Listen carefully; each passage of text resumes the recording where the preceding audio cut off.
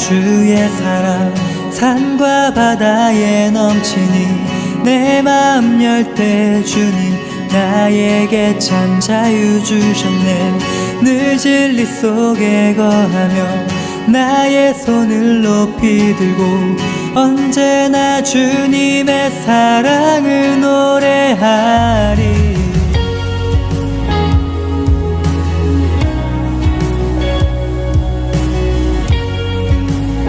나를 향한 주의 사랑, 나를 향한 주의 사랑 산과 바다에 넘치니 내 마음 열 때 주님 나에게 참 자유 주셨네. 늘 진리 속에 거하며 나의 손을 높이 들고 언제나 주님의 사랑을 노래하리. 주의 사랑 노래하리라. 영원토록 노래하리라. 주의 사랑 노래하리라. 영원토록 노래. 주의 사랑, 주의 사랑 노래하리라. 영원토록 노래하리라. 주의 사랑 노래하리라. 영원토록 노래하리라. 내가 춤을 출 때 다 비웃겠지만 그들도 주 알게 되면 함께 기뻐 춤을 추게 되리. 내가 춤을 출 때 다 비웃겠지만 그들도 주 알게 되면 함께 기뻐 춤을 추게 되리.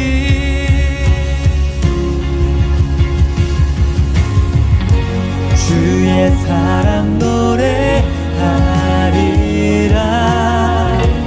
영원토록 노래하리라. 주의 사랑 노래하리라. 영원토록 노래. 주의 사랑, 주의 사랑 노래하리라. 영원토록 노래하리라. 주의 사랑 노래하리라. 영원토록 노래하리라.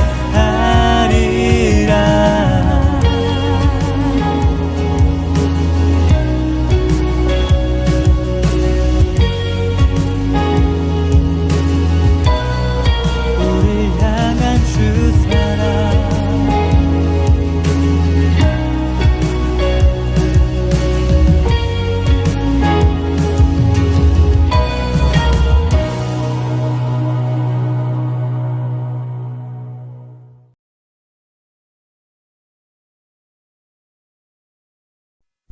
제15장.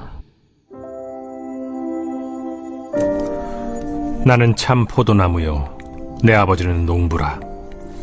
무릇 내게 붙어 있어 열매를 맺지 아니하는 가지는 아버지께서 그것을 제거해 버리시고, 무릇 열매를 맺는 가지는 더 열매를 맺게 하려 하여 그것을 깨끗하게 하시느니라.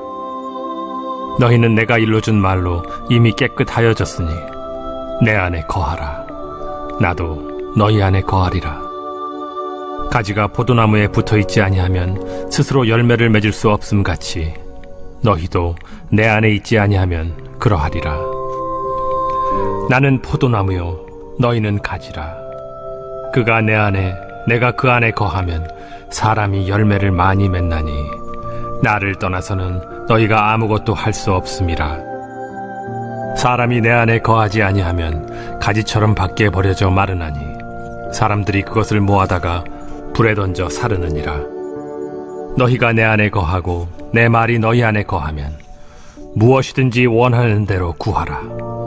그리하면 이루리라.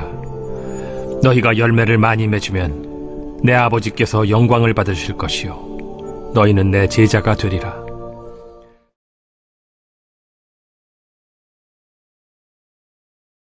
하나님께서 오늘 주시는 말씀은 요한복음 15장 1절에서 8절까지의 말씀입니다. 예수님께서 포도나무와 농부 그리고 가지의 비유를 들어 예수님과 우리 성도들의 관계를 설명을 하십니다. 성도는 참 포도나무 대신 예수 그리스도 안에 거할 때 열매를 맺을 수 있습니다. 그렇지 않으면 심판을 받게 된다 말씀하죠. 또한 주님 앞에서 기도 응답도 받을 수 있습니다. 그러나 인위적으로 열매를 추구하기보다 예수님과의 관계가 올바로 되면 열매는 저절로 맺히는 법입니다. 즉 하나님께 예배하는 것을 소중히 여기는 자들에게는 하나님과 그리고 그 안에 속하기 때문에 열매가 저절로 맺힌다는 거죠. 예수님은 제자들에게 오늘 고별 설교, 이별 설교를 하시면서 포도나무 비유를 말씀을 하십니다. 그래서 이 비유에는 신앙에 대한 핵심적인 교훈이 있습니다. 그런데 본문에는 사실 열매를 맺어라 라는 명령이 없습니다. 대신 예수님은 내 안에 거하라 라고 명령하셨죠. 그것은 예수님 안에 거하면 열매는 저절로 맺히기 때문입니다. 그러니까 열매 자체에 집중할 필요가 없는 겁니다. 즉 우리가 예수님을 믿는 믿음을 가져서 우리가 얻게 될 무엇을 집중할 것이 아니라 예수님을 믿는 예수님과 함께하는 것에 집중하는 것이 더 중요하다라는 거죠. 프랑스의 한 작가가 이런 말을 했다고 합니다. 우리는 성공을 추구할 필요가 없다. 자신이 하는 일을 즐기다 보면 부와 성공은 저절로 찾아온다. 그런데 사실 사람들은 이러한 노력이나 과정보다는 결과인 열매를 더 원하죠. 예수를 믿고 그 뒤에 따라오게 될 영광, 성공을 우리는 더 바라고 있다는 겁니다. 물론 이것이 잘못된 건 아닙니다.